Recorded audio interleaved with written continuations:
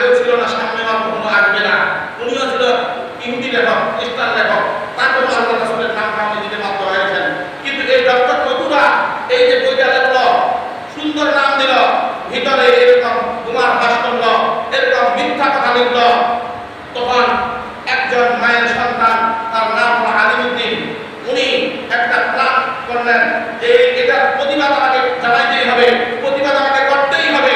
তখন আলিমউদ্দিন উনি ওনার মাকে বললেন, মা, আপনার দুধ পেয়েছি, আপনার দুধের দাবি আমাকে ছাড়ে দেন। বাবাকে বলছে, ও বাবা, আপনি আমার জন্য অনেক কষ্ট করেছেন, আপনি না খেয়ে আমাকে খাওয়াইছেন, না পড়ে আমাকে পড়াইছেন, সুতরাং আপনি দয়া করে আমাকে শেষবারের মতো বিদায় দিয়ে দিবেন, আমাকে আপনি মাফ করে দিবেন। আমি আমার রাসূলের দুশমনকে, আমার রাসূলকে যে কটূক্তি করেছে তার প্রতিবাদের জন্য বের হয়ে গেলাম। এই বইটা লেখার পরে মার্কেটে ছাড়া দিল। কিছুদিন পরে ভারতের মধ্যে একটা বই মেলা হলো। ওই বই মেলার মধ্যে বিভিন্ন রকমের লেখক আসলো, অনেকে রাইটার আসলো, অনেকে বই কেনার জন্য আসলো, দেখার জন্য আসলো, এরকম বড় বড় লেখকগুলো আসলো। যেদিন ডক্টর মধুরা আসবেন সেদিন আলিমউদ্দিন একটা ধারালো ছুরি নিয়ে উনি দাঁড়িয়ে থাকলেন এক জায়গার মধ্যে। যখন মাইকে এলান হচ্ছে যে ডক্টর মধুরা ঢুকতেছে, এই বই মেলায় ঢুকতেছে, আর আলিমউদ্দিন তিনি সুযোগ খুঁজে রয়েছেন। থাকতে থাকতে এক পর্যায়ে যখন ডক্টর মধুরা চলে আসলো আলিমউদ্দিনের পাশে, তখন আলিমউদ্দিনের হোসেনা থেকে ছুরি বের করে এমন ভাবে তাকে বুকে আঘাত করলেন, পেটে আঘাত করলেন, হাত ধরলেন, হাতের আঙ্গুল কেটে ফেলেছেন। কেটে ফেলে উনি বলেছেন, আমার রাসূলের বিরুদ্ধে তুমি এত বড় সাহস, তুমি এই হাত দিয়ে তুমি লেখা লিখছ, তুমি এই আঙ্গুল দিয়ে রেখেছো আমার রাসূলের বিরুদ্ধে, তোমার এই আঙ্গুল আমি রাখলাম না, হাত রাখলাম না, হাত ভেঙে দিয়ে আঙ্গুল কেটে দিলেন। সুবহানাল্লাহ। এরকম মর্তে মুজাহিদ শুধু কেটে দিল, ভেঙে দিল, এইভাবে এসে চলে গেল এমন নয়, তাকে মারে, নতুরাকে মারে। সেখানে আলিমউদ্দিন দাঁড়িয়ে থাকলো, দাঁড়িয়ে থেকে ওইখানে আছেন অতি সত্বর পুলিশ এসে তাকে গ্রেফতার করলো। গ্রেফতার করার পরে তার নামে মামলা হলো, মামলায় তার ফাঁসির রায় হলো। সংক্ষেপে বলছি, ফাঁসির রায় হয়ে গেল।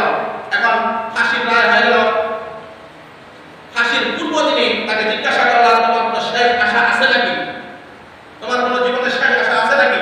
তখন আলিমউদ্দিন বলেছিল যে আমার জীবনের শেষ আশা হলো যে জন্ম দিয়েছেন যিনি আমাকে, ওই আমার মা, আমার মার সাথে আমি একটি রাত থাকবো, ওনার সাথে আমি কিছু কথা বলবো। তাকে পারমিশন দেওয়া হলো। ওই রাতের মধ্যে আলিমউদ্দিন তার মার কাছে গেছেন, তার মা তাকে সুন্দর করে গোসল করায় দিলেন। তার মা গোসল করায় দিয়ে খানা খাওয়াচ্ছেন, মাথায় তেল দিয়ে ঘুম পাড়ায় রাখতেছেন। আর যখন ঘুম পাড়ায় রাখতেছেন, আলিমউদ্দিন একটু পর পর উঠে দরজায় চলে যায়, বাড়ির গেটের মধ্যে চলে যায়, আবার আসে, কিছুক্ষণ পর আবার চলে যায়, আবার আসে, আবার চলে যায়। আলিমউদ্দিনের মা বলতেছে, বাসাধন, ও জাদরি, ও আমার পরিবার টুকরা সন্তান, আগামীকাল তোমার ফাঁসি হয়ে যাবে, শেষ দেখা তোমাকে আমি দেখে নিব, তুমি আমার হাতের উপর মাথা রেখে তুমি ঘুমাবে, তোমাকে আমি